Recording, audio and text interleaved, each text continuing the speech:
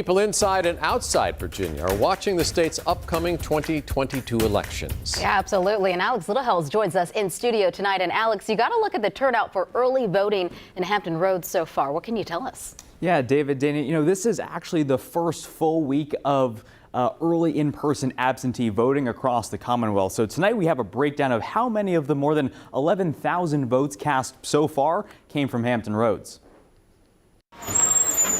The task most people finish in a day is a full-time job for Diana Moorman. And 45 days is the longest early voting period than any other state in the country. As director of elections for James City County's 64,000 registered voters, it's Moorman's job to take notice of the voting trends for every election cycle. Localities across Hampton Roads shared with 13 News Now the exact vote totals on the first day of early in-person voting last Friday. Many cities' tallies come in at or below the previous year's totals. Virginia Beach, for example, registered roughly 150 less day of votes compared to last year.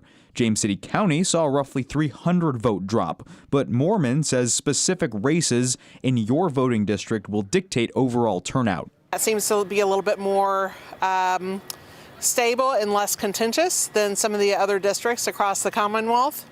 And so here we've not really had much of a turnout, only because this is the only thing that we have on our ballot for this election. While some numbers are down, she says generally speaking, more people are making a habit of voting before Election Day itself. We always had a 60%-ish turnout for in-person on Election Day and 40% absentee, and that has flipped.